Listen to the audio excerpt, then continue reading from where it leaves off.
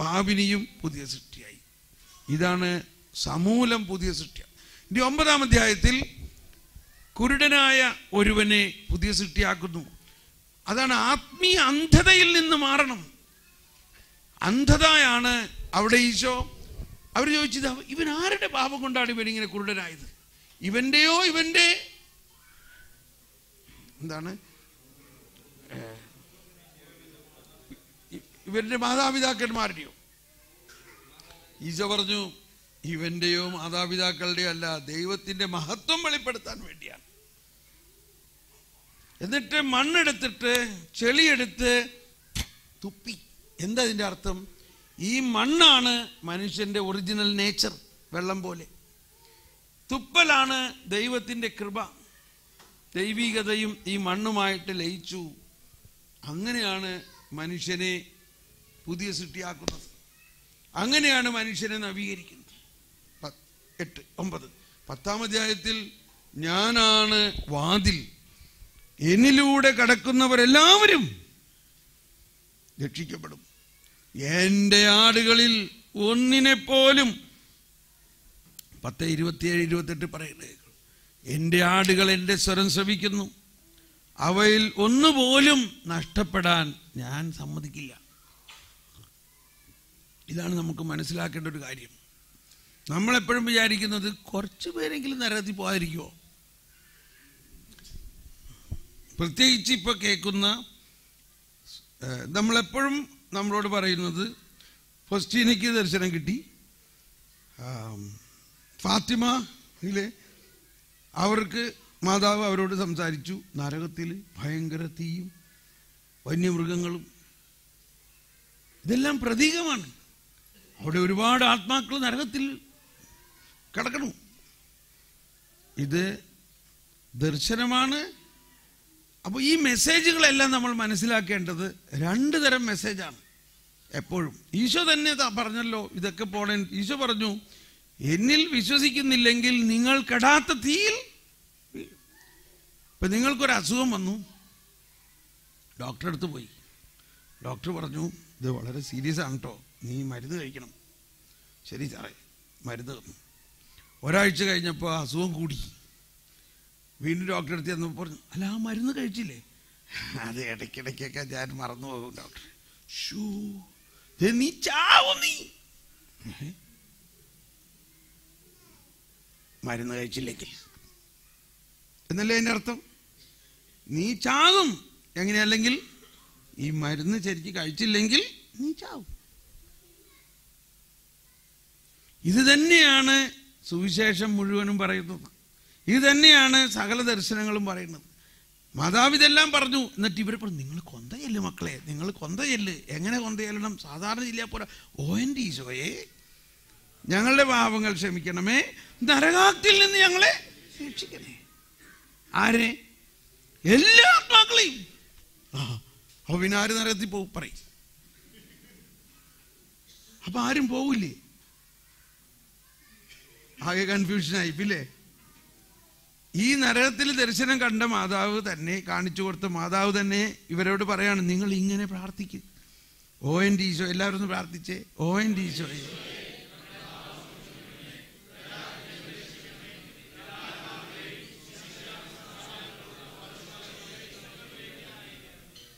ഇപ്പം ഞാനൊരു വലിയ പാപിയാണ്. നിങ്ങൾ 2 പേരുണ്ട് വന്നേ, ഒരു ഡെമോൺസ്ട്രേഷൻ കാണിച്ചു തരാം. ഇപ്പോൾ എന്നെ ഒരാൾ പിശാചിൻ്റെ റോൾ എടുക്കണം.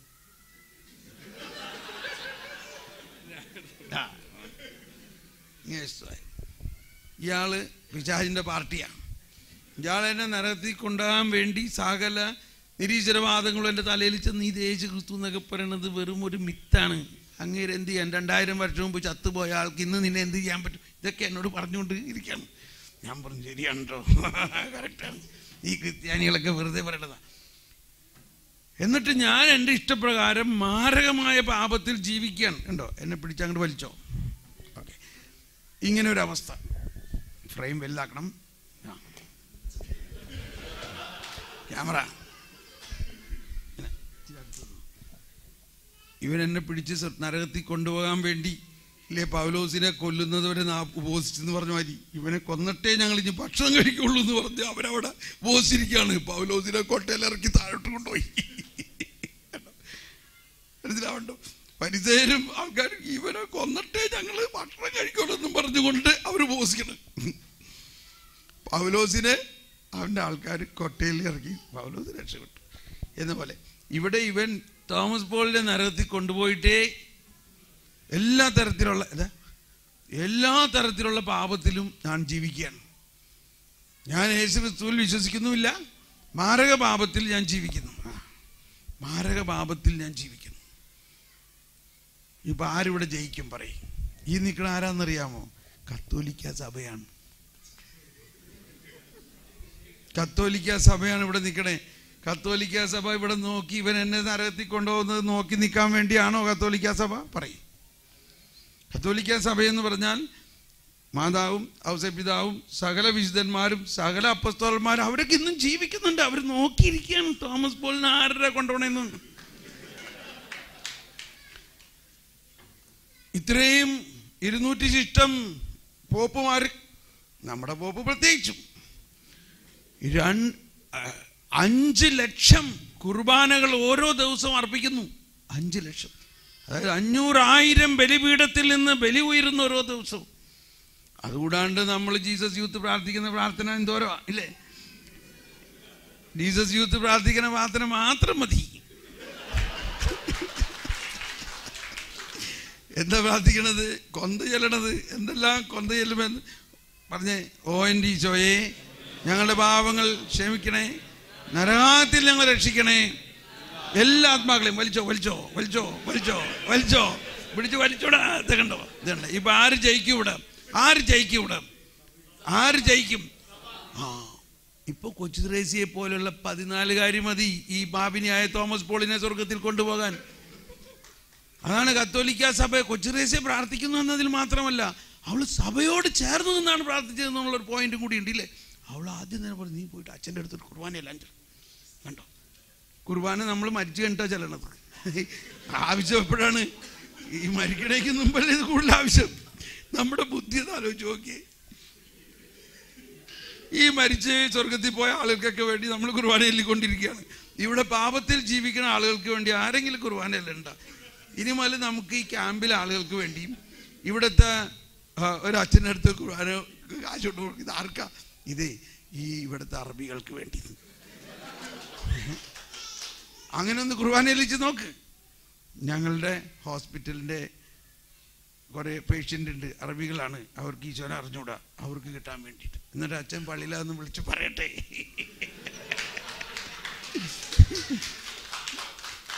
അപ്പോഴാണ് അറിയണത്. ചേടാ നമ്മുടെ സങ്കുചിത മനോഭാവം നോക്ക്.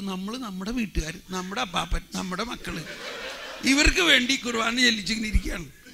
ഈ ലോകത്തിൽ എന്തോരം പേര് കർത്താവിനെ അറിയാണ്ട് പാപത്തിൽ ജീവിക്കണ, അവർക്ക് വേണ്ടിയല്ലേ കർത്താവ് വന്നത്. നമ്മൾ മരിച്ചുപോയി നമ്മുടെ സ്വർഗത്തിലുള്ള അപ്പാപ്പൻ നീതിമാനാണ്. ഞാൻ വന്നിരിക്കുന്നത് നീതിമാനെ തേടിയാണോ ഞാൻ വന്നിരിക്കുന്നത്? എന്തൊരു സെറ്റിംഗ് ചേഞ്ച് ചെയ്യണം. കണ്ടോ? ഇപ്പൊ വലിച്ചോടാ. ഇപ്പൊ പറയാണ് കർത്താവ് വിശ്വസിച്ച, എന്റെ ആടിനെ ഒന്നിനെ പോലും പിശാച് കൊണ്ടുപോകാൻ ഞാൻ സമ്മതിക്കില്ല. Price the Lord. അപ്പൊ മരിക്കണേന് കുറച്ച് മുമ്പ് പറയാണ്, എടിയേ ഒരച്ഛനൊന്ന് വിളിച്ചേ, എനിക്കൊന്ന് കുമ്പസാരിക്കണം. Price the Lord. പോയില്ലേ പിശാചേ? ഇത്രേ ഉള്ളൂ. പിശാചിനെ ദൈവം തന്നെ നിർത്തിയിരിക്കുന്നതാണ്. അല്ലെങ്കിൽ നമ്മൾ പ്രാർത്ഥിക്കുമായിരുന്നോ? അല്ലെങ്കിൽ ജീസസ് യൂത്ത് ഉണ്ടാവുമായിരുന്നോ? അച്ഛന്മാരുണ്ടാവുമായിരുന്നോ? ഇതൊക്കെ തമ്പുരാന്റെ ടെക്നിക്കാണ്. Thank you. പിശാച് ദൈവത്തിൻ്റെ സൃഷ്ടിയല്ലേ. എന്ന് വിചാരിച്ചുകൊണ്ട് ഞാൻ പറഞ്ഞില്ല നരകമില്ല എന്ന്. പറഞ്ഞോ? നരകമില്ല എന്ന് ഞാൻ പറഞ്ഞില്ല. അവിടെ എഴുതിയിട്ടുണ്ട്, പിശാചിനും അവൻ്റെ ദൂതന്മാർക്കും വേണ്ടി വെച്ചിരിക്കുന്ന ആ സ്ഥലത്തേക്ക് നിന്നെ അയക്കുന്നു. അപ്പോൾ അത് ആർക്ക് വേണ്ടി വെച്ചിരിക്കുന്നതാണ്? അവർ തീർച്ചയായിട്ടും അവിടെ ഉണ്ട്. പിശാചിനും അവൻ്റെ ദൂതന്മാർക്കുമുള്ള സ്ഥലമാണത്. കർത്താവ് ഈശോ മിശിഹായിൽ വിശ്വസിക്കുന്ന ഒരുവൻ അതിൽ പോകുമോ? ഒരിക്കലുമില്ല. ഇനി വിശ്വസിക്കാത്തവനാണെങ്കിലും ഇപ്പൊ കൊച്ചു ത്രേസ്യ വിശ്വസിച്ചപ്പോ അവന് നേടിയെന്ന പോലെ നമ്മൾ ഓരോരുത്തരുടെയും വിശ്വാസത്തിന്റെ കരുത്ത് ഇതാണ്. നമ്മുടെ വിശ്വാസത്തിലൂടെ ആ 4 പേർ തളർവാദ രോഗിയെ നേടിയ പോലെ അവരുടെ വിശ്വാസം കണ്ടിട്ട് തളർവാദ രോഗിയോട് പറഞ്ഞു, മകനെ, നിന്റെ പാപം ഞാൻ ക്ഷമിച്ചിരിക്കുന്നു. നമ്മുടെ ഏറ്റവും വലിയ അറിവിതാണ് ഉണ്ടാകേണ്ടത്. നമ്മൾ രക്ഷപ്പെടും എന്നുള്ളതിന് ഗ്യാരണ്ടിയാണ്. മാമോദീസായിലൂടെ ജീവന്റെ അടയാളത്താൽ മുദ്ര കുത്തപ്പെട്ടവർ നമ്മെ ജീവിപ്പിക്കുന്ന കർത്താവ് ഈശോമിശിഹായുടെ ശരീരവും രക്തവും സ്വീകരിക്കുക. ഇതാ, എന്നിട്ട് കുർബാന സ്വീകരിക്കണം. ഈശോമിശിഹായുടെ ശരീരവും രക്തവുമാകുന്ന തീക്കട്ട. മലങ്കര എന്താണ് തീക്കട്ട എന്ന് പറഞ്ഞാൽ? അത്രയ്ക്ക് ജ്വലിക്കുന്ന സ്നേഹമാണത്. തീക്കട്ട എന്ന് പറഞ്ഞിട്ടാണ് തരുന്നത്. അതെന്താണ് തീക്കട്ട? യെശയ്യാ 6:6 പറയുന്നത്, യെശയ്യായുടെ അവൻ സെറാഫുകളിൽ നിന്ന് ഒന്ന് കുടിൽ കൊണ്ട് ബലിപീഠത്തിൽ നിന്നൊരു തീക്കട്ട എടുത്ത് അവൻ്റെ നാവിൽ കൊച്ചു. എന്താണ് ബലിപീഠത്തിൽ നിന്ന് എടുക്കുന്ന തീക്കട്ട? അവനെ ശുദ്ധീകരിക്കുകയും നീതീകരിക്കുകയും മഹത്വീകരിച്ച് സ്വർഗം കൊടുക്കുന്നതാണ് ആ തീക്കട്ട. നമ്മൾ അല്പം അതിനെ വളരെ വലിയ മഹത്വത്തോടെ സ്വീകരിക്കണം. നമ്മൾ ഇന്ന് സ്വീകരിച്ച ഈ വിശുദ്ധ, അപ്പോൾ അത് കണ്ടു പറ, നിങ്ങൾ സ്വീകരിച്ച വിശുദ്ധ രഹസ്യങ്ങൾ നിങ്ങളുടെ പാപത്തിന് ശിക്ഷാവിധിക്ക് കാരണമാകാതെ നല്ല കളനോടൊപ്പം സ്വർഗരാജ്യത്തിൽ ജീവൻ നൽകും. വിശ്വാസപൂർവ്വം നമ്മൾ സ്വീകരിച്ച ദിവരഹസ്യങ്ങൾ ഞങ്ങളുടെ പാപങ്ങളും കടകളും പുറത്ത് സ്വർഗരാജ്യം, ഇതൊക്കെ നമ്മൾ പ്രാർത്ഥിക്കുന്നുണ്ട്. അതൊക്കെ നമ്പർ അടിച്ചു പോവുകയാണ്. സ്വർഗരാജ്യത്തിൽ വിശ്വാസത്തോടെ കർത്താവ് ചോദിച്ചായിട്ട് ശരീരം രക്തം സ്വീകരിക്കാൻ തിരുത്തം ക്ഷണിക്കുന്നു. ഇതെല്ലാം ഇവിടെ എല്ലാം ഈ കുർബാനയിലെ സകല പ്രാർത്ഥനകളും ഐ വുഡ് റെക്കമെൻഡ് ഈ കുർബാന പുസ്തകം വീട്ടിൽ കൊണ്ടുപോയി വെച്ച് ഒരു ദിവസം ഒന്ന് ശരിക്കൊന്ന് വായിച്ചാൽ നന്നായിരിക്കും. അതിലാണ് ദൈവനീതിയുടെയും കരുണയുടെയും വലിയ രഹസ്യങ്ങൾ പറഞ്ഞിരിക്കുന്നത്. ഓക്കെ, അപ്പോൾ ഇപ്പം നമ്മൾ എവിടെ വന്നു? 10-ാം അധ്യായത്തിൽ, എൻ്റെ ആടുകളിൽ ഒന്നിനെ പോലും നഷ്ടപ്പെടാൻ ഞാൻ സമ്മതിക്കുകയില്ല. നിങ്ങൾ വിശ്വസിക്കുന്നോ? എളുപ്പമൊന്നും വിശ്വസിക്കാൻ പറ്റുന്നില്ല. അപ്പോൾ പിന്നെ ഈ ആൾക്കാരൊക്കെ പറയണത് എന്താണ്? അപ്പോൾ നമ്മൾ ഇത്രയും നാൾ എന്താ വിശ്വസിച്ചത്? നമ്മളൊരു ചെറിയ പാപം ചെയ്യുമ്പോഴേക്കും അയ്യോ നരകത്തിൽ പോകുന്നു പേടിച്ചിരുന്നു എന്ന് പറഞ്ഞാൽ നമ്മൾ പാപത്തെയാണ് നോക്കിക്കൊണ്ടിരിക്കുന്നത്, യേശുവിനെ അല്ല. ചിലർ പറയും പാപി പ്രാർത്ഥിച്ചാൽ നടക്കില്ല. ഈശോ ഒരു ഉപമ പറഞ്ഞു ലൂക്ക 18, ഒരു ഫരിസേയനും പാപിയും പ്രാർത്ഥിക്കാൻ പോയി. ഫരിസേയൻ പറഞ്ഞു, ഞാൻ ഈ പാപിയെ പോലെയൊന്നുമല്ല, ഞാൻ ഉപവസിക്കണു പ്രാർത്ഥിക്കണു ഇതൊക്കെ ചെയ്ത് ഞാൻ ഇതായിട്ട് ജീവിക്കണം. ഫരിസേയൻ പറഞ്ഞു അല്ലേ. പാപിയാകട്ടെ പറഞ്ഞു, അവൻ്റെ മുഖത്ത് തിരിഞ്ഞ് നോക്കാൻ പോലും ഇല്ലാതെ അവൻ കുമ്പിട്ട് പറഞ്ഞു, ദാവീദിൻ്റെ പുത്രനായ യേശുവേ, അല്ലെങ്കിൽ ദാവീദിൻ്റെ പുത്ര, പാപിയായ എൻ്റെ മേൽ കരുണയായിരിക്കണമേ. എന്നിട്ട് അവസാനം പറയാണ്, അവൻ്റെ പ്രാർത്ഥന കേട്ടു, അവൻ നീതീകരിക്കപ്പെട്ടവനായി പോയി. അപ്പോൾ പാപിയുടെ പ്രാർത്ഥന കേൾക്കുമോ? ഇതാരാ ചോദിച്ചത്? ആരോ ചോദിച്ചാ ആരാ പാപി അല്ലാത്തത്? ഇപ്പം നമ്മൾ ചിലപ്പോൾ പറയും, നീ കുമ്പസാരിച്ചു ഭയങ്കര വിശുദ്ധമായിട്ട് വിശുദ്ധ കുർബാന സ്വീകരിക്കാവൂന്ന് ചോദിച്ചു. ഇന്ന് കുമ്പസാരിച്ചു, നാളെ രാവിലെ വിശുദ്ധ കുർബാന സ്വീകരിക്കും. അതിൻ്റെ ഇടയ്ക്ക് പാപം ചെയ്തൂടെ? ചെയ്യുന്നുണ്ടോ ഇല്ലയോ? ഉണ്ടോ ഇല്ലയോ? അപ്പോൾ എന്ത് പറ്റി? എന്നിട്ട് നമ്മുടെ കർക്കശ മനോഭാവത്തെ അല്ല കാണേണ്ടത്. കാറ്റഗിസത്തിൽ പറയുകയാണ് 1393 വിശുദ്ധ കുർബാന സ്വീകരണം 1393. ഇതെല്ലാം പറയുമ്പോൾ ഇത് നിങ്ങൾ മെച്ചുവേർഡായിട്ടുള്ള ആളുകൾക്കാണ്. 1393 വിശുദ്ധ കുർബാന സ്വീകരണത്തിലൂടെ നമ്മുടെ സകല പാപം, ദിവ്യകാരുണ്യ സ്വീകരണം നമ്മെ പാപത്തിൽ നിന്ന് അകറ്റുന്നു. ദിവ്യകാരുണ്യത്തിൽ നാം സ്വീകരിക്കുന്ന ക്രിസ്തുവിൻ്റെ ശരീരം നമുക്ക് വേണ്ടി നൽകപ്പെട്ടതാണ്. അതാണ് ഈശോ തന്നെ പറയുന്നത്, ഇത് നിങ്ങൾക്ക് വേണ്ടി നൽകപ്പെട്ടതാണ്. നാം പാനം ചെയ്യുന്ന രക്തം പാപമോചനത്തിനായി അനേകർക്ക് വേണ്ടി ചിന്തപ്പെട്ടതാണ്. എന്തിനു വേണ്ടി ചിന്തപ്പെട്ടതാണ്? ഇക്കാരണത്താൽ നമ്മെ കഴിഞ്ഞകാല പാപങ്ങളിൽ നിന്ന് ശുദ്ധീകരിക്കാതെയും ഭാവി പാപങ്ങളിൽ നിന്ന് സംരക്ഷിക്കാതെയും നമ്മെ ക്രിസ്തുവിനോട് ഐക്യപ്പെടുത്താൻ ദിവ്യകാരുണ്യത്തിന് കഴിയുകയില്ല. എന്ന് പറഞ്ഞാൽ ഓപ്പോസിറ്റ് വേയിൽ ചിന്തിക്കുകയാണെങ്കിൽ, നമ്മൾ സ്വീകരിക്കുന്ന ഈ ദിവ്യരഹസ്യങ്ങൾ നമ്മുടെ പാപങ്ങളും കടങ്ങളും പൊറുക്കുകയും നമ്മൾ മേലിൽ പാപം ചെയ്യാതിരിക്കാനുള്ള കൃപ നൽകി നമ്മളെ സംരക്ഷിക്കുകയും കൂടി ചെയ്യുന്ന ഒന്നാണ്. അതുകൊണ്ടാണ് വിശുദ്ധ കുർബാന നൽകുന്ന സമയത്ത് കർത്താവ് ഈശോ മിശിഹായുടെ ശരീരവും രക്തവും പാവങ്ങളുടെ കടങ്ങളുടെയും പൊറുതിക്കും നിത്യജീവനും ആയിട്ട്. It is. അപ്പോൾ നമ്മൾ ഇത് വളരെ വിശുദ്ധിയായിട്ട് നമ്മളാണോ വിശദീകരിക്കണേ? നമ്മളെ വിശദീകരിക്കണത് ആരാ? കർത്താവാണ്. നമ്മളെ വിശദീകരിക്കാൻ വേണ്ടിയാണ് കുർബാന. വിശുദ്ധീകരണത്തിന്റെ ബലിപീഠമേ സ്വസ്തി. കണ്ടോ, വിശദീകരിക്കാൻ വേണ്ടിയാണ് കുർബാന. അപ്പൊ നമ്മൾ ആ ബോധ്യത്തോടു കൂടി സ്വീകരിച്ചാലാണ് നമ്മുടെ പാപത്തിൽ നിന്ന് നമുക്ക് വിമോചനം പൂർണ്ണമായിട്ട് കിട്ടുകയുള്ളൂ. മറിച്ച് ഞാൻ കുമ്പസാരിച്ച്, അപ്പൊ കുമ്പസാരം വേണോ? കുമ്പസാരം വേണം. നമ്മൾ കുമ്പസാരിക്കുമ്പോൾ നമ്മുടെ പാപപൂർത്തി നേടിക്കഴിഞ്ഞ കൃപാവരത്തെ നമുക്ക് അവകാശമായിട്ട് കിട്ടുകയാണ്. ഞാൻ ദൈവത്തിൻ്റെ മകനാണ്. ഞാൻ പറഞ്ഞോ ഇല്ലയോ? ഒന്നും കൂടി പറയാം. നമ്മുടെ വീട്ടിലൊരു വേലക്കാരൻ, അവൻ 10,000 രൂപ കട്ടെടുത്തു. അവനെ പറഞ്ഞു വിട്ടു. പിറ്റേ ദിവസം നമ്മുടെ മകൻ 10,000 രൂപ കട്ടെടുത്തു. എന്ത് ചെയ്യും? പറയും. അവനെ പറഞ്ഞു വിടുമോ? അവനെ പറഞ്ഞു വിടാൻ പറ്റുമോ? നമ്മൾ ആരാ? നമ്മൾ വേലക്കാരനോ മക്കളോ? പറയും. അപ്പൊ അപ്പൻ അമ്മയും കൂടി അവനെ വിളിച്ചിട്ട് പറയും, എടാ മോനെ, ഞങ്ങൾ ഈ ഖത്താറിലെ മരുഭൂമിയിൽ ഈ കഷ്ടപ്പെട്ട് ഉണ്ടാക്കുന്നത് മുഴുവനും ആർക്കാ? ഇത് മുഴുവനും നിനക്കുള്ളതല്ലേ എടാ മോനെ. എടാ മോനെ, ഞങ്ങൾക്കുള്ളതെല്ലാം നിനക്കുള്ളതാണ്.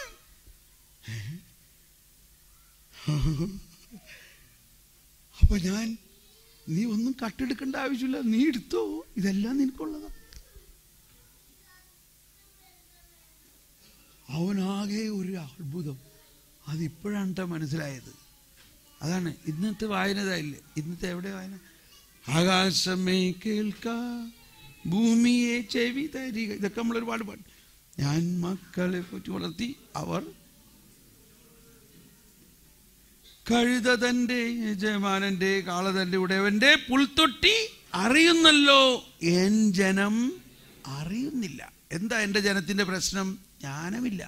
അവരുടെ രക്ഷകനെ, അവരുടെ സൃഷ്ടാവിനെ അവർ അറിയുന്നില്ല. അപ്പൊ എന്താണ് അവിടുത്തെ പ്രധാന പാപം? ദൈവത്തെ അറിയുന്നില്ല. എൻ ജനം അറിയുന്നില്ല എന്നെ. കാളയ്ക്ക് അതിൻ്റെ പുൽത്തൊട്ടി അറിയാം, കഴുതയ്ക്ക് എൻ്റെ യജമാനനെ അറിയാം. എന്നാൽ എൻ്റെ ജനമായ ഇസ്രായേലിന് ഇന്നത്തെ കാലഘട്ടത്തിൽ ഞാൻ രക്തം കൊടുത്ത് നേടിയ എൻ്റെ മക്കൾക്ക് എന്നെ അറിയുന്നില്ല. ഓക്കെ, അപ്പം സമയമായില്ലേ? ഇനി ഇപ്പം എത്രാമത്തിലാണ് നമ്മൾ നിൽക്കണേ? 10. 11-ാം അധ്യായം. 11-ാം അധ്യായം കേട്ടോ. ലാസറിന്റെ വീട്ടിൽ ഈ പുതിയ സൃഷ്ടി ആകുന്ന അവൻ തൻ്റെ മഹത്വം വെളിപ്പെടുത്താൻ വേണ്ടി ചെയ്ത അടയാളമായിരുന്നു വെള്ളം വീഞ്ഞായെങ്കിൽ, ആ മഹത്വം എന്നാൽ എന്താണ്? മഹത്വം എന്നാൽ ഞാൻ നിങ്ങളുടെ പാപം ഏറ്റെടുത്തു എന്നതല്ല മഹത്വം. ഞാൻ നിങ്ങളുടെ ശരീരത്തെ ഉയർപ്പിക്കുമെന്നതാണ് മഹത്വം. ആ അന്ത്യദിനത്തിൽ ഉണ്ടാകാനിരിക്കുന്ന പുനരുത്ഥാനത്തിനെ മുൻകൂട്ടി ഇപ്പോൾ നൽകുന്നു എന്നതാണ് മഹത്വം. കാറ്റഗിസം 1002-ാമത്തെ ഖണ്ഡികയിൽ പറയുകയാണ്. 1002-ാമത്തെ ഖണ്ഡികയിൽ പറയുകയാണ്, നിങ്ങൾ അന്ത്യദിനത്തിൽ നമ്മൾ ഉയർപ്പിക്കപ്പെടും എന്നത് സത്യമെങ്കിൽ, മറ്റൊരു വിധത്തിൽ പറഞ്ഞാൽ നമ്മൾ ഇപ്പോൾ തന്നെ ഉയർപ്പിക്കപ്പെട്ടിരിക്കുന്നു എന്നതും സത്യമാണ്.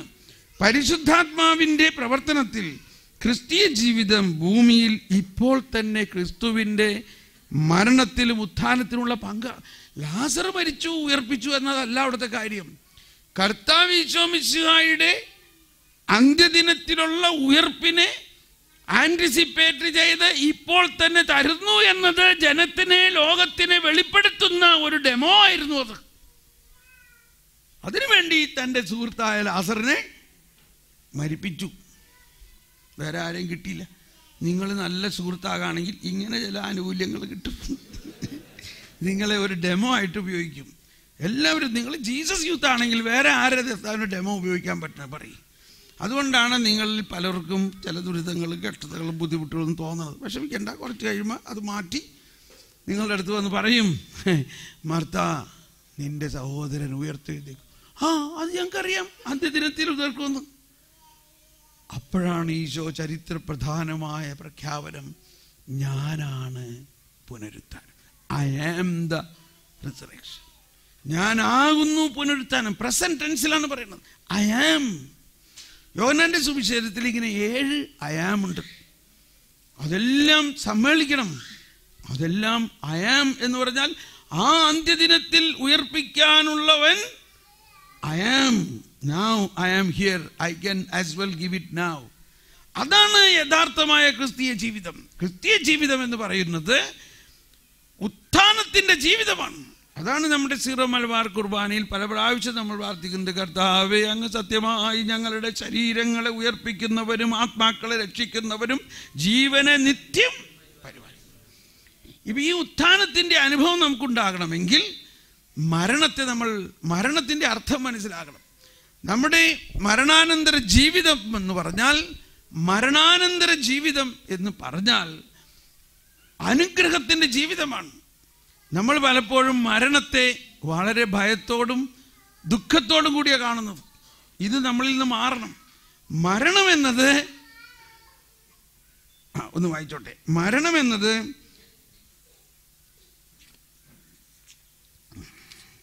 യേശുവിലേക്കുള്ള ആഗമനവും, മരണമെന്നത് തൻ്റെ മരണത്തെ യേശുവിൻ്റെ മരണവുമായി ഐക്യപ്പെടുത്തുന്ന ക്രൈസ്തവൻ യേശുവിലേക്കുള്ള ആഗമനവും നിത്യജീവിതത്തിലേക്കുള്ള പ്രവേശനവുമായി അതിനെ വീക്ഷിക്കുന്നു.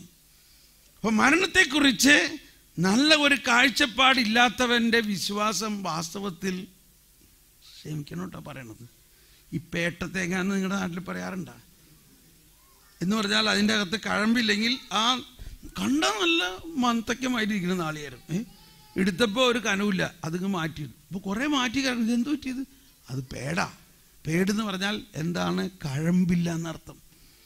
ഇതെൻ്റെ അനുഭവമാണ്. ഞാൻ മരണത്തെ വലിയ ആനന്ദകരവും ദൈവത്തിൻ്റെ പ്രവൃത്തിയുടെ വലിയ രഹസ്യവുമാണെന്ന് മനസ്സിലാക്കിയ അന്നു മുതൽ എനിക്ക് ഭയങ്കര ശക്തിയാണ്. ആരെങ്കിലും മരിച്ചെന്ന് പറഞ്ഞാൽ പ്രൈസ് ദി ലോർഡ്, അങ്ങനെ അവിടെ ചെന്ന് കഴിഞ്ഞു. ഞങ്ങൾ 10 മക്കളാണ്. എൻ്റെ 2 കുഞ്ഞനുജന്മാർ മരിച്ചു ചെറുപ്പത്തിൽ. ഒരാളെ ഞാൻ കണ്ടിട്ടുണ്ട്. എനിക്ക് ഇവരെല്ലാവരെയും നല്ല ഓർമ്മ പോലെയാണ്. ഇവർ സ്വർഗത്തിലിരുന്ന് എന്നെ ഇങ്ങനെ പൊക്കിക്കൊണ്ടിരിക്കുകയാണ്. ഇപ്പം അപ്പനും അമ്മയും അവിടെ ഉണ്ട്. അപ്പൻ മരിക്കുന്ന സമയത്ത് എൻ്റെ കയ്യിൽ കിടന്ന് എനിക്കിത് പോണത് കാണാൻ ആത്മാവ്. മരണം എന്നത് വലിയൊരു തെറ്റിദ്ധാരണയിലാണ് നമ്മളിൽ അധികം പേർക്ക് കിടക്കുന്നത്. മരണം എന്നാൽ ഇത്രയേ അർത്ഥമുള്ളൂ, ശരീരത്തിൽ നിന്ന് ആത്മാവിനെ അകറ്റി ഇനി കർത്താവിൻ്റെ അത്ഭുതകരമായ കാര്യങ്ങൾ ആ ആത്മാവിൽ നടക്കാൻ പോവുകയാണ്. ആത്മാവ് ദൈവത്തിലേക്ക് ചെല്ലുകയും ശരീരം ഭൂമിയിലേക്ക് ചെല്ലുകയും പാഴുഴിയിലുയരും ശോശാന പൂക്കൾ പോൽ കൈപ്പണിയില്ലാത്തൊരു വസ്ത്രം ചാർത്തിയിടുമ്പോൾ മക്കൾക്കായി റൂക്കുദിശ നെയ്ത. ഇത് മലങ്കര ആരാധനാക്രമത്തിലൊരു പാട്ടാണ്. നീ കേട്ടിട്ടുണ്ടാവില്ല, സാരില്ല. അതായത് ഓക്കെ, അപ്പോൾ റൂക്കുദിശ നെയ്ത ഈ ശരീരം നമ്മളിൽ ചാർത്തും.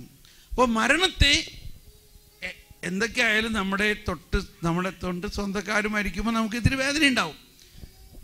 എന്നാൽ നമ്മൾ വിശ്വസിക്കണം, അവിടെയാണ് വിശ്വാസം. ഇപ്പം മർത്തയുടെ സഹോദരൻ മരിച്ചപ്പോൾ ഭയങ്കര പ്രയാസമായിരുന്നു. പക്ഷേ അവളുടെ അടുത്തേക്ക് യേശു വന്ന് ഇവൻ ഉയർപ്പിനെ കുറിച്ച് പറഞ്ഞതോടെ മർത്ത മറിയത്തിൻ്റെ പ്രയാസം മാറി. എന്ന പോലെ നമ്മൾ ഓരോരുത്തരുടെ ജീവിതത്തിലും മരണം ഉണ്ടാവും. നമ്മുടെ മരണം നമ്മൾ കാണില്ല. അതുകൊണ്ട് കാണാവുന്ന രീതിയിൽ നമ്മുടെ അപ്പനോ അമ്മയോ ഭാര്യയോ മക്കളോ എല്ലാം മരിക്കുന്നത് നമ്മൾ കാണുകയും ആ കാഴ്ചയിൽ വിശ്വാസത്തിൻ്റെ സാക്ഷിയായിട്ട് നമ്മൾ തന്നെ ആ കുഞ്ഞിനെ എടുക്കുകയും കുഞ്ഞിൻ്റെ മുഖത്ത് ഉമ്മ വെച്ച് യാത്രയാക്കുന്നു. അതാണ് ഇവിടെ നിന്നെ സൃഷ്ടിച്ച സർവശക്തനായ പിതാവായ ദൈവത്തിൻ്റെ നാമത്തിൽ ലോകത്തിൽ നിന്നും അല്ലയോ ക്രൈസ്തവാത്മാവേ മുന്നോട്ട് പോവുക. നിന്നെ സ്വീകരിക്കാനായിട്ട് മാതാവും ഔസേപ്പിതാവും വരുമാറാകട്ടെ. അപ്പോൾ ഈ ഒരു ബോധ്യം നമുക്കുണ്ടാകണം. അതാണ് വിശ്വാസ പ്രമാണത്തിൻ്റെ ഏറ്റവും അവസാനത്തെ ആർട്ടിക്കിളാണ് ശരീരത്തിൻ്റെ ഉയർപ്പിലും നിത്യമായ ജീവിതത്തിലും ഞാൻ വിശ്വസിക്കുന്നു. ആ നിത്യമായ ജീവിതത്തിൽ 8 ഘടകങ്ങളുണ്ട്. ഒന്ന് ശരീരത്തിൻ്റെ ഉയർപ്പ്, അതാണ് ഇപ്പോൾ നമ്മൾ പറഞ്ഞ് മനസ്സിലായി. ശരീരത്തിൻ്റെ ഉയർപ്പ് എന്ന് പറഞ്ഞാൽ എന്താണ്? 2 മരണം എന്ന് പറഞ്ഞാൽ എന്താണ് പറഞ്ഞു കഴിഞ്ഞു. 3 തനത് വിധി, മരിക്കുന്ന സമയത്ത് തന്നെ ആ വ്യക്തിയെ വിധി നടക്കുന്നു. ഇപ്പോൾ ഒരു കുഞ്ഞ് മരിക്കുകയാണെങ്കിൽ അതിനെന്ത് വിധിക്കാനുള്ളത്? അത് അപ്പം തന്നെ സ്വർഗത്തിൽ പോയോ ഇല്ലയോ? നേരിട്ട് സ്വർഗത്തിൽ പോയി. ഇനി ഒരു പാപകരമായ ജീവിതത്തിൽ ജീവിച്ചിരുന്ന ഒരാളാണ് മരിക്കുന്നതെങ്കിലോ അവൻ മാമോദീസായിലൂടെ അവന് സ്വർഗം അവകാശമാണ്. ദൈവമകനായതുകൊണ്ട് അവൻ്റെ പൂർണ്ണ വിശദീകരണം ഇവിടെ വെച്ച് നടക്കുന്നില്ലെങ്കിൽ മരണാനന്തരം നടക്കാനുള്ള ആനുകൂല്യം അവനുണ്ട്. അതാണ് മരിച്ച വിശ്വാസികളുടെ ആത്മാക്കൾക്ക് തമ്പുരാന്റെ മനോഗുണത്താൽ മോക്ഷത്തിലെത്തിച്ചേരാൻ ഉണ്ടായിരിക്കണേ. നിത്യപിതാവേ, ഈശോ മിശിഹാ കർത്താവിൻ്റെ വിലമതിയാത്ത തിരുരക്തത്തിൻ്റെ യോഗ്യതയാൽ ഇവൻ്റെ സകല പാപങ്ങളും ശുദ്ധീകരിക്കണം. അത് നമ്മുടെ പ്രിവിലേജാണ്. ഞാൻ ഇത്രയൊക്കെ ആണെങ്കിലും ചിലപ്പോൾ മരിക്കണേക്ക് മുമ്പ് പെട്ടെന്ന് എന്തോ ഒരു പാപം ചെയ്തു, എനിക്ക് ശുദ്ധീകരിക്കപ്പെടാൻ സാധിച്ചില്ലെന്ന് വെച്ച് വിഷമിക്കേണ്ട ആവശ്യമില്ല. മരണാനന്തരം ശുദ്ധീകരണത്തിനുള്ള പ്രിവിലേജ് എനിക്കുണ്ട്. പ്രിവിലേജ്. ഇതൊരു ശാപമല്ല, ഇതൊരു വേദനയല്ല. യേശുവിനെ ആത്മാവിനെ വേദനിപ്പിച്ചിട്ട് ഈ അത്തിമരത്തിന് ഉണക്കിയമാതിരി ആണോ? നമ്മളെ വേദനിപ്പിക്കാനായിട്ട് ആരുടെ വേദനയിലൂടെയാണ് എല്ലാവരും രക്ഷിക്കപ്പെടുന്നത്? യേശു ക്രിസ്തുവിൻ്റെ. അപ്പോൾ ഇതും ഒരുപാട് തെറ്റായ അല്ലെങ്കിൽ ഒരുപാട് സിംബോളിക്കായിട്ട് കുറേ കാര്യങ്ങൾ ശുദ്ധീകരണ സ്ഥലത്തെക്കുറിച്ചിട്ട്. പക്ഷെ സഭയുടെ ഔദ്യോഗിക പ്രബോധനങ്ങളിൽ ഇതൊന്നുമില്ല. അപ്പോൾ ചിലർ അത് ആകെ 3 എഴുതിയിട്ടുള്ളൂ. എന്തുകൊണ്ട് അത്ര എഴുതിയിട്ടുള്ളൂ? ബാക്കിയുള്ളതൊന്നും it is not correct. Private revelations അതും ഇതുപോലെ തന്നെ ചിലവർക്ക് ഇപ്പോൾ അമ്മ തെരേസയ്ക്ക് അല്ലെങ്കിൽ മദർ തെരേസയ്ക്ക് അല്ലെങ്കിൽ മറിയം തെരേസയ്ക്ക് അല്ലെങ്കിൽ അൽഫോൻസാമ്മയ്ക്ക് ഒരാത്മാവ് വന്ന് പറഞ്ഞു, ഇങ്ങനെ ഞാൻ ഇപ്പോഴും ശുദ്ധീകരണ സ്ഥലത്തിലാണ്, നീ എനിക്ക് വേണ്ടി പ്രാർത്ഥിക്കും. It is A vision, it is A symbolism. അതിൽ നിന്ന് മനസ്സിലാക്കേണ്ടത് ഒരാത്മാവിന് മരണശേഷം ശുദ്ധീകരണത്തിൻ്റെ അഡ്വാൻറ്റേജ് ഉണ്ട്. മരണശേഷം, മരണത്തിന് മുമ്പ് ശുദ്ധീകരണം പൂർത്തിയായിട്ടില്ലെങ്കിൽ പ്രൈസ് ദ ലോർഡ്, മരണാനന്തരം ശുദ്ധീകരിക്കപ്പെടാനുള്ള അതാണ് ഇവിടെ പഠിപ്പിക്കുന്നത്. ശുദ്ധീകരണ സ്ഥലം 1030 ഇത് വായിക്കണം. ദൈവത്തിൻ്റെ കൃപാവരത്തിലും സൗഹൃദത്തിലും മരിക്കുന്നവർ പൂർണ്ണമായി ശുദ്ധീകരിക്കപ്പെട്ടവർ അല്ലെങ്കിലും നിത്യരക്ഷയുടെ ഉറപ്പ് നേടിയവരാണ്. അവർ നിത്യരക്ഷ, അവർ സ്വർഗത്തിലാണ്. അവർ എന്നാൽ സ്വർഗീയ ആനന്ദത്തിലേക്ക് പ്രവേശിക്കാൻ ആവശ്യമായ വിശുദ്ധി നേടുന്നതിന് വേണ്ടി മരണാനന്തരം ശുദ്ധീകരണത്തിന് അവർ വിധേയരാകുന്നു. ഇത് ആരുടെ പ്രവൃത്തിയാണ്? ഇത് കർത്താവ് ഈശോ മിശിഹായുടെ രക്ഷാകര പദ്ധതിയുടെ ഇൻബിൽറ്റ് സിസ്റ്റമാണത്, അപ്ഗ്രേഡഡ് വെർഷൻ. ഈ അപ്ഗ്രേഡിങ്ങിൽ ഇങ്ങനെ ഒരു പ്രൊവിഷൻ ഉണ്ടോ ഇല്ലയോ? ഒരാത്മാവ് മരണത്തിന് മുൻപ് പൂർണ്ണമായിട്ട് ശുദ്ധീകരിക്കപ്പെടുന്നില്ലെങ്കിൽ അവന് വേണ്ടി ഈശോയുടെ രക്ഷാകര പദ്ധതിയുടെ മൂല്യത്തിലൂടെ തന്നെ ഈശോ മിശിഹാ കർത്താവിൻ്റെ പീഡാനുഭവത്തിൻ്റെ യോഗ്യതയാൽ അവൻ മരണാനന്തരം ശുദ്ധീകരിക്കപ്പെടും. ഇതൊരു ഭയാനകമായ അവസ്ഥയല്ല ഇത്. അപ്പോൾ ചിലവർക്ക് ഇതിൻ്റെ ഒരുപാട് തെറ്റിദ്ധാരണയാണ്. ഒരാളിത് കേട്ടപ്പോൾ സമാധാനമായി, എന്താ ഞാൻ വിചാരിച്ചിരുന്നത് ഇത്രയും നാളും ഈ ശുദ്ധീകരണ സ്ഥലം എന്ന് പറഞ്ഞാൽ ഒരു ഇൻ്റർവ്യൂ പോലെയാണ്. അവിടെ ചെന്നിട്ട് ജയിച്ചാൽ സ്വർഗത്തിൽ പോവും, തോറ്റാൽ നരകത്തിൽ പോവും. ഒന്ന് ആലോചിച്ച് നോക്ക്. 35 വയസ്സായ ഒരാൾ പരസ്യമായിട്ട് ഇത് പറഞ്ഞു, സ്തുതി, അയാൾ സിൻസിയറായിട്ട് പറഞ്ഞത്. ഈ 35 വർഷവും ഇയാൾ ഇതാണ് വിശ്വസിച്ചിരുന്നത്. അപ്പോൾ പിന്നെ എന്ത് വിശ്വാസത്തിലാണ് നമ്മൾ വിശുദ്ധ കുർബാന സ്വീകരിക്കുന്നത്? എൻ്റെ ശരീരം ഭക്ഷിക്കും, എൻ്റെ രക്തം പാനം ചെയ്യും, മാനവനെന്നിൽ നിവസിക്കും, അവനിൽ ഞാനും നിശ്ചയമായി വിധിയിൽ വീഴാതവനെ ഞാൻ അന്തിമ ദിവസമുയർപ്പിക്കും, ചായുസ്സവനേകും.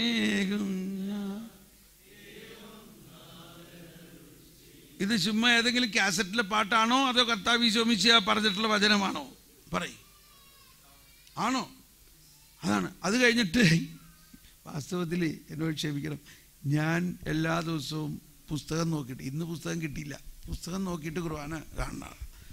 എന്നിട്ട് അപ്പോൾ അവസാനത്തെ ആ ആശീർവാദം വരുമ്പോൾ പുസ്തകം അടച്ചു വയ്ക്കും. പിന്നെ നമുക്ക് അച്ഛൻ്റെ ആശീർവാദമല്ലേ. കുഞ്ഞുനാൾ മുതൽ ഇതാണ്. പക്ഷേ ഈ കുറച്ച് നാൾ മുമ്പാണ് പെട്ടെന്ന് ഞാൻ ആ നേരത്തെ അതൊന്ന് നോക്കിയപ്പോൾ അതിനകത്ത് എഴുതിയേക്കണേ എന്താ, ഞാൻ ഇത്രയും നാളും കേട്ടിരുന്നത് ഭീതി കലർന്ന യുഗാന്ത്യത്തിൽ നഗരത്തിൽ എന്നാണ്, അത്ര മതി. പക്ഷെ അതിനകത്ത് എഴുതിയേക്കണത് എന്താ, പ്രീതി കലർന്ന യുഗാന്ത്യത്തിൽ.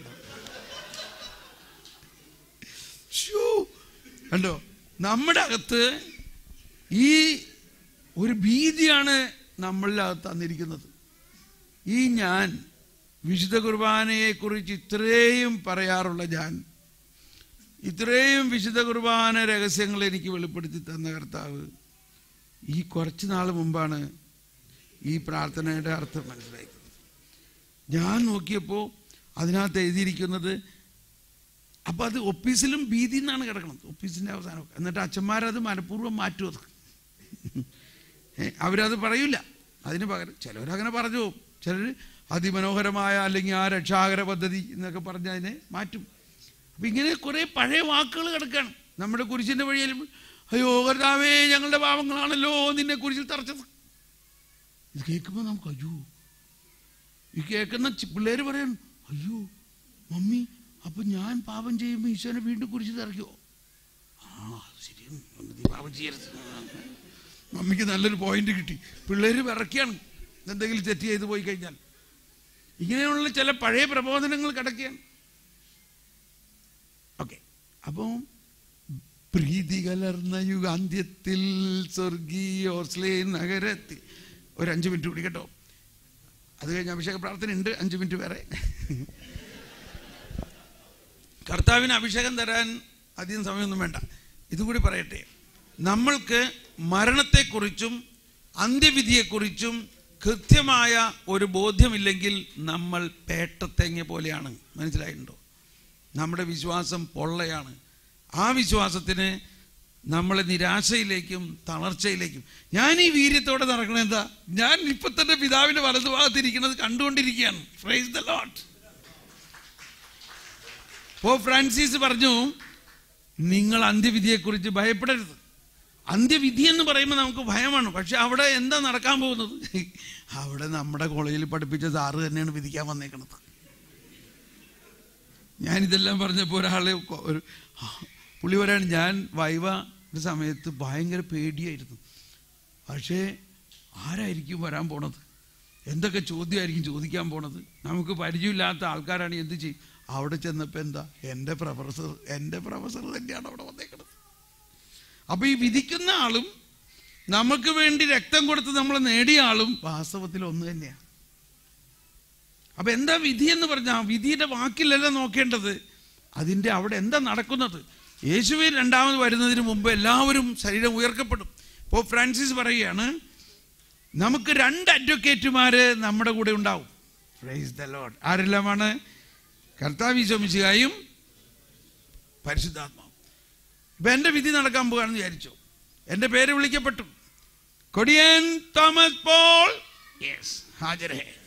ഞാനവിടെ ഉടനെ ആദ്യം ഓടി വരുന്നത് എൻ്റെ അഡ്വക്കേറ്റ് നമ്പർ 1. ആരാണത്? കർത്താവ് ഈശോ മിശിഹ. ഈശോ മിശിഹ ഓടി വന്നിട്ട് പറഞ്ഞു, മൈ ലോർഡ്. അതും ഈശോ മിശിഹ തന്നെയാണ്. വിദ്യാളനായിട്ട് അവിടെ ഇരിക്കുന്നു. പക്ഷെ ഇവിടെ ഈശോ മിശിഹയ്ക്ക് വേറൊരു റോളാണ്, ഇവരെ അഡ്വക്കേറ്റ് ആയിട്ടുള്ള റോള്. ഈ തോമസ് പോൾ ജീവിതകാലത്ത് ഒരുപാട് പാപങ്ങൾ ചെയ്തിട്ടുള്ളതാണ്, മാരക പാപം വരെ ചെയ്തിട്ടുണ്ട്. എന്നാൽ അതെല്ലാം കുരിശിൽ ബലിയിലൂടെ ഞാൻ അതിനെല്ലാം പരിഹാരം ചെയ്യുകയും അവൻ്റെ ശിക്ഷയും ഞാൻ ഏറ്റെടുക്കുകയും അതിൻ്റെ ശാപവും ഞാൻ ഏറ്റെടുക്കുകയും അത് ഇവൻ വിശ്വസിക്കുകയും ചെയ്യുകയും എന്നെ നാഥനും രക്ഷകനുമായിട്ട് ഇവൻ സ്വീകരിക്കുകയും ചെയ്തിരിക്കുന്നതിൻ്റെ പേരിൽ ഇവൻ്റെ ആ പാപമെല്ലാം മാഞ്ഞു പോയിരിക്കുന്നു. ഇപ്പൊ നമ്മുടെ പുസ്തകത്തിൽ അതൊന്നുമില്ല. ഉണ്ടോ? അതില്ല.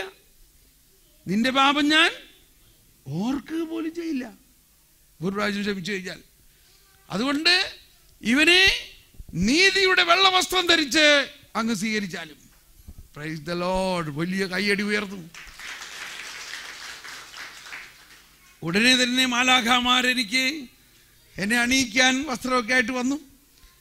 അപ്പോൾ അഡ്വക്കേറ്റ് നമ്പർ 2 പരിശുദ്ധാത്മാവ് വന്നിട്ട് പറയാൻ വെയിറ്റ് അഡ്വക്കേറ്റ് നമ്പർ 2 ഹിയർ. പരിശുദ്ധാത്മാവ് പറഞ്ഞു, ഈ തോമസ് പോൾ ജീവിതകാലത്ത് പരിശുദ്ധാത്മാവിന്റെ വരദാനങ്ങൾ ഉപയോഗിച്ച് അനേകം ആത്മാക്കളെ സ്വർഗത്തിന് നേടിത്തന്നിരിക്കുന്നത് കൊണ്ട് ഇവന് ഒരു സ്വർണ്ണ മെഡലും ഒരു കിരീടവും അണിയിക്കണം. Price the Lord. ഇപ്പോ മാലാഖമാരുടെ വൃന്ദം എനിക്ക് ചുറ്റും വന്നുകൊണ്ട് സങ്കീർത്തനം 45 പാടിയിരിക്കുന്ന പോലെ രാജകുമാരി സ്വർണ്ണക്കശ ഉടയാട ചാർത്തി അന്തഃപുരത്തിൽ ഇരിക്കുന്നു, വർണ്ണശബളമായ അങ്കിയണിയിച്ചവളെ രാജസന്നിധിയിലേക്ക് ആനയിക്കുന്നു. Praise the Lord. രാജകുമാരി എന്ന് പറയുന്നത് ആരാ? സഭയാണ്. കർത്താവ് ഈശോ മിശിഹായുടെ രക്ഷിക്കപ്പെട്ട് മുടി ചൂടി നിൽക്കുന്ന സഭ, ഇതൊക്കെ കുർബാനയിലുള്ളതാണ്. അവരെ രാജാവ് രാജസന്നിധിയിലേക്ക് എത്തിച്ചുകൊണ്ട് പുതിയ ആകാശവും പുതിയ ഭൂമിയും ആകുന്നു. Praise the Lord. സന്തോഷമായോ? ഇപ്പം നിങ്ങൾ എവിടെയായിരിക്കും? നിങ്ങൾ ആർക്കെങ്കിലും നരകത്തിൽ കൊണ്ടുപോകാൻ പറ്റുമോ? ഇനി ആരെങ്കിലും നരകത്തിൽ പോകണമെന്ന് നിങ്ങൾക്ക് ആഗ്രഹമുണ്ടോ? നിങ്ങൾക്ക് വിശ്വാസമുണ്ടോ ആരെങ്കിലും നരകത്തിൽ പോകുമെന്ന്? നരകമുണ്ടോ? ഉണ്ട്. നരകമില്ല എന്ന് നമ്മൾ പറയുന്നില്ല. നരകം ആർക്കുള്ളതാണ്? പിശാചിനും അവൻ്റെ ദൂതന്മാർക്കും ഉള്ളതാണ്. അവരെല്ലാവരെയും നരകത്തിൽ കൊണ്ടുപോകാൻ ശ്രമിക്കും. അപ്പോൾ ഈ വാണിംഗ് മെസ്സേജുകളെ കണ്ടിട്ട് നരകത്തിൽ എല്ലാവരും പോകുമെന്ന് വിചാരിക്കരുത്. ഉദാഹരണത്തിന് ഒരു മിനിറ്റ് കൂടി, ഈശോയുടെ പീഡാനുഭവത്തിൻ്റെയൊക്കെ മുമ്പ് നടന്ന പഴയ നിയമത്തിലെ സംഭവമാണ്. ദൈവം യോനായോട് പറഞ്ഞു, നീ പോയിട്ട് നിനവേക്കാരോടെല്ലാം പറഞ്ഞു, ഞാൻ അവരെ 40 ദിവസത്തിനകത്ത് നശിപ്പിക്കാൻ പോവുകയാണ്. നിനവേ യോന പോയിട്ട് അടിച്ച് തകർത്ത് എല്ലാവരോടും പറഞ്ഞു, കർത്താവ് ഇതാ എല്ലാവരെയും നശിപ്പിക്കാൻ പോവുകയാണ്, കർത്താവ് അരുളി ചെയ്യുന്നു. ഇത് കേട്ട ഉടനെ നിനവേ വാസികളെല്ലാം ചാക്കൊടുത്ത് ചാരം പൂശി അനുതപിച്ച് കഴിഞ്ഞപ്പോൾ കർത്താവ് പറയാണ്, എനിക്ക് ഈ ജനത്തോട് കരുണയാകുന്നു, ഞാൻ ഇവരെ നശിപ്പിക്കില്ല. Price the Lord. അപ്പോഴാണ് യോനാക്ക് ദേഷ്യം കയറിയത് ഇല്ലേ? അപ്പോൾ എന്തുകൊണ്ടാണ് ഇവനെ നശിപ്പിക്കുമെന്ന് പറഞ്ഞത്? അത് വാണിംഗാണ്. ആ വാണിംഗ് കേട്ടപ്പോൾ അവർ ദൈവത്തിൽ കരുണയ്ക്ക് വേണ്ടി യാചിക്കുകയും പ്രാർത്ഥിക്കുകയും ചെയ്തപ്പോൾ അവർക്ക് കരുണ ലഭിച്ചു. ഈ വാണിങ്ങിന് ആളയച്ചത് ആരാ? അതും കർത്താവ് വരിക. കാരണം കർത്താവ് ആഗ്രഹിക്കുന്നത് ഇവരെല്ലാവരും രക്ഷിക്കപ്പെടും. അതാണ് ഞാൻ ഡോക്ടർ പറഞ്ഞില്ലേ, നീ മരുന്ന് കഴിച്ചില്ലെങ്കിൽ മരിക്കും എന്ന പോലെ സുവിശേഷത്തിൽ ഈശോ തന്നെ പറയുന്നുണ്ട്, നിങ്ങൾ എന്നിൽ വിശ്വസിക്കുന്നില്ലെങ്കിൽ നിങ്ങൾ നിങ്ങളുടെ പാപങ്ങളിൽ മരിക്കും, നിങ്ങൾ കെടാത്ത തീയിൽ വീഴും എന്ന് ഈശോ തന്നെ പറയുന്നുണ്ടല്ലോ. ഈ ബാക്കി സന്ദേശത്തിൻ്റെ അടുത്ത് പോകണം എന്തിനാ? ഈശോ പറയുന്നുണ്ട്, എങ്ങനെ? അല്ലെങ്കിൽ എന്നിൽ വിശ്വസിക്കുന്നില്ലെങ്കിൽ. ഓക്കെ, നമുക്കൊന്ന് കണ്ണടച്ച് പ്രാർത്ഥിക്കാം. നമുക്ക് എഴുന്നേറ്റ് നിന്നും സ്തുതിക്കാം. നമ്മളുടെ അഭിഷേക പ്രാർത്ഥന ഇങ്ങനെയാണ്. എല്ലാവരും എഴുന്നേറ്റ് നിന്ന് സ്വതന്ത്രമായി സ്തുതിച്ചുകൊണ്ട്, പരിശുദ്ധാത്മാവേ, സ്വതന്ത്രമായി സ്തുതിച്ചുകൊണ്ട്, പരിശുദ്ധാത്മാവേ, ഞങ്ങളിൽ നിറഞ്ഞിരിക്കുന്ന പരിശുദ്ധാത്മാവേ, ഞങ്ങളെ ഈ പുതിയ ദൗത്യത്തിനായിട്ട് അഭിഷേകം ചെയ്യണമേ. Hallelujah, hallelujah, hallelujah.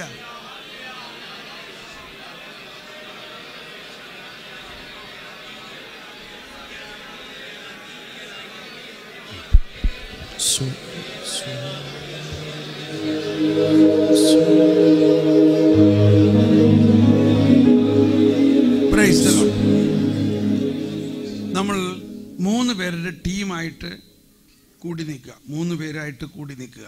3 പേരായിട്ട് കൂടി നിന്നിട്ട് നിങ്ങൾ തന്നെ 2 പേര് ഒരാളുടെ തലയിൽ കൈവച്ചുകൊണ്ട് ആ ആളിൽ പരിശുദ്ധാത്മാവിൻ്റെ എല്ലാ ഫലദാന വരങ്ങളും റിലീസായിക്കൊണ്ട് ഈ ധ്യാനത്തിലൂടെ കിട്ടിയ വിശ്വാസത്തിൻ്റെ വളർച്ചയ്ക്ക് ആനുപാതികമായിട്ട് ആ വ്യക്തിയിൽ അഭിഷേകമുണ്ടാകാൻ വേണ്ടി നമ്മൾ പ്രാർത്ഥിക്കുകയാണ്.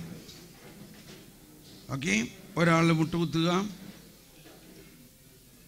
2 പേര്, ഈശോ പറഞ്ഞു 2 പേർ ഒരുമയോട് ചോദിക്കുന്ന എന്ത് കാര്യങ്ങളും എൻ്റെ പിതാവ് നൽകും. പ്രാർത്ഥിക്കുക. ശലബല ഹലബല ഹലബല. ഓ പരിശുദ്ധാത്മാവേ,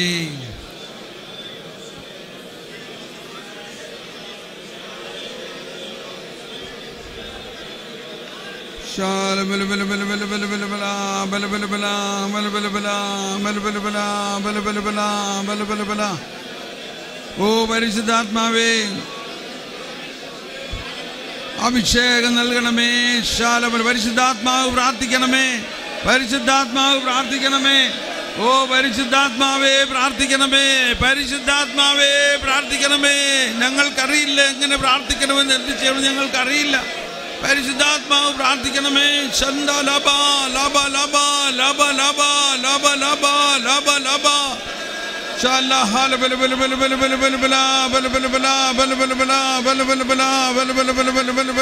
പരിശുദ്ധാത്മാവേ,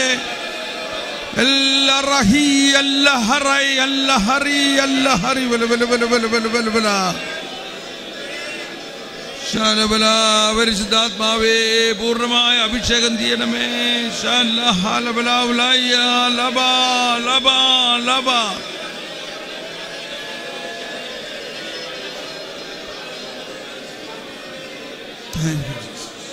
Thank you, Jesus. Thank you, Lord. ഈ രണ്ടാമത്തെ ആൾമുട്ട് കുത്തുന്നു. ശലബല ഹലബലബല ഹലബലബല ഹലബലബല ശലബലബല ലബ ലബ ലബ ലബ ലബ ലബ ലബ. പരിശുദ്ധാത്മാവ് പ്രാർത്ഥിക്കണമേ. ഓ പരിശുദ്ധാത്മാവേ പ്രാർത്ഥിക്കണമേ, പരിശുദ്ധാത്മാവേ പ്രാർത്ഥിക്കണമേ, പരിശുദ്ധാത്മാവേ പ്രാർത്ഥിക്കണമേ, പരിശുദ്ധാത്മാവേ പ്രാർത്ഥിക്കണമേ, പരിശുദ്ധാത്മാവേ പ്രാർത്ഥിക്കണമേ, പരിശുദ്ധാത്മാവേ പ്രാർത്ഥിക്കണമേ.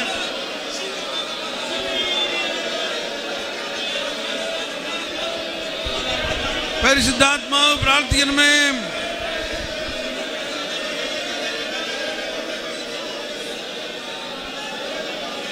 ശലബല ഹലബല ഹലബല ശലബല. പരിശുദ്ധാത്മാവേ അങ്ങ് പ്രാർത്ഥിക്കണമേ. ഹർബലമഖീരിയ ഹീരിയല്ലബലമഖീരിയ ലബലമഖീരിയ ഹീരിയല്ലബലമഖീരിയ ലബലമഖീരിയ ലബലമഖീരിയ റഖീരിയ ലബ ഹർബഖീരിയ ഹർബഖീരിയ ഹർബഖീരിയ. പരിശുദ്ധാത്മാവ് പ്രാർത്ഥിക്കുന്നു, പരിശുദ്ധാത്മാവ് പ്രാർത്ഥിക്കുന്നു.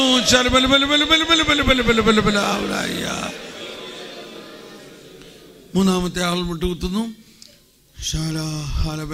പരിശുദ്ധാത്മാവ് പ്രാർത്ഥിക്കുന്നു. ഓ പരിശുദ്ധാത്മാവേ, ഈ മകനെ, ഈ മകളിൽ വസിക്കുന്ന പരിശുദ്ധാത്മാവേ അങ്ങ് പ്രാർത്ഥിക്കണമേ, അങ്ങ് പ്രാർത്ഥിക്കണമേ, അങ്ങ് പ്രാർത്ഥിക്കണമേ, അങ്ങ് പ്രാർത്ഥിക്കണമേ. ചന്ദലബ ചന്ദലബ ചന്ദലബ ഹിയലബലൗലയ്യ ഹിരിയലബലൗലയ്യ ഹിരിയലബലൗലയ്യ ചന്ദലബ ഹർബഖീരിയ ലബലൗലയ്യ ഹർലബഖീരിയ ഹർലബഖീരിയ ഹർലബഖീരിയ ഹിരിയലബലൗലയ്യ ഹിരിയലബലൗലയ്യ ഹല്ലബാ ഹല്ലബാ ഹല്ലബാ ഹല്ലബാ ഹല്ലബാ. ലാസറേ പുറത്തു വരിക, ലാസറേ പുറത്തു വരിക.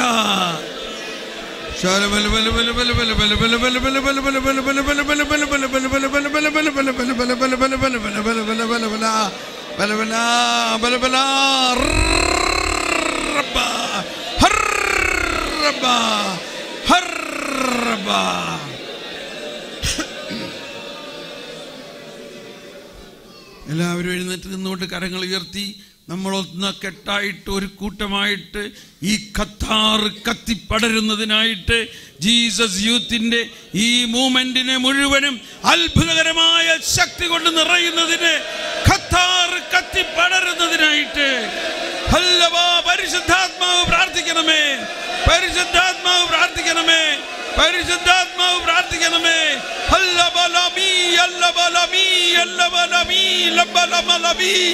പരിശുദ്ധാത്മാവേ ജീസസ് യൂത്ത് മൂവ്മെന്റിന് മുഴുവനും വേണ്ടി പ്രാർത്ഥിക്കുന്നു. ജീസസ് യൂത്ത് മൂവ്മെന്റിനെ അത്ഭുത ശക്തിയിലൂടെ ഉപയോഗിക്കണമേ. ഈ രാജ്യത്തെ ഖത്താറിൽ കത്തി പടരട്ടെ. ഹല്ലബാ ഹല്ലബാ ഹല്ലബലബലബലബല റബ്ബിയ ലബാ റബ്ബിയ ലബാ. Thank you Jesus, thank you Lord. നന്ദി പറയാം കർത്താവേ. നമുക്കിരിക്കാം, നന്ദിയോടെ ഇരിക്കുക. സമയം കഴിഞ്ഞുവെങ്കിലും പെട്ടെന്ന് 2-3 പേർ വന്നിട്ട് ഈ ധ്യാനത്തിൻ്റെ ആകത്തുക നിങ്ങളുടെ ജീവിതത്തിൽ എന്താണ് ഏറ്റവും പ്രധാനമായിട്ട് നമ്മൾക്ക് കിട്ടാൻ പോകുന്നത്, കിട്ടിയിരിക്കുന്നതെന്നൊന്ന് പറയണം. അതിനു മുമ്പ് ഒരു കാര്യം ഓർമ്മിപ്പിക്കാനുള്ളത്, നമുക്ക് ഇനി മറ്റൊരു വലിയ ധ്യാനമുണ്ട്, ക്യാരിസംസിന് വേണ്ടിയുള്ള ധ്യാനം. എൻ്റെ എളിയ അഭിപ്രായം അത് വലിയൊരു അവസരമാണ്. ക്യാരിസം റിട്രീറ്റ് എല്ലായിടത്തും അങ്ങനെ പെട്ടെന്ന് വെക്കാൻ പറ്റാത്തതാണ്. അതുകൊണ്ട് നിങ്ങൾ സാധിക്കുന്നവരല്ല എല്ലാവരും തന്നെ ഇതിൽ പങ്കെടുക്കാൻ പറ്റുകയാണെങ്കിൽ വലിയ കാര്യമായിരിക്കും. അപ്പോൾ അതിനകത്താണ് നമ്മൾ കുറേയും കൂടി വർക്ക്ഷോപ്പുകൾ. ഇപ്പം ഇന്ന് വർക്ക്ഷോപ്പൊക്കെ നടത്തണമെന്ന് വിചാരിച്ചാൽ ഞാൻ വന്നത്, പക്ഷേ കർത്താവ് ഇങ്ങനെ നയിച്ചത്, ഇത് കൃത്യമായിട്ട് തന്നെ നയിച്ചതായിട്ടാണ് എനിക്ക് തോന്നുന്നത്. ഇല്ലേ, നിങ്ങൾക്ക് എന്ത് തോന്നുന്നു? ഈ സ്നേഹത്തിൻ്റെ ഈ കാര്യങ്ങളൂടി കഴിഞ്ഞിട്ടാണ് ഇനി കൂടുതൽ വർക്ക്ഷോപ്പ് അല്ലെങ്കിൽ വരദാനങ്ങൾ. അപ്പോൾ നമുക്കതിന് സമയമില്ല, പക്ഷേ നിങ്ങൾ ആ ധ്യാനത്തിൽ കഴിയുന്നതും പേര് കൂടുക. Praise the Lord. വേഗം വന്ന് 2-3 പേര് വന്ന് പെട്ടെന്ന് പറയണം.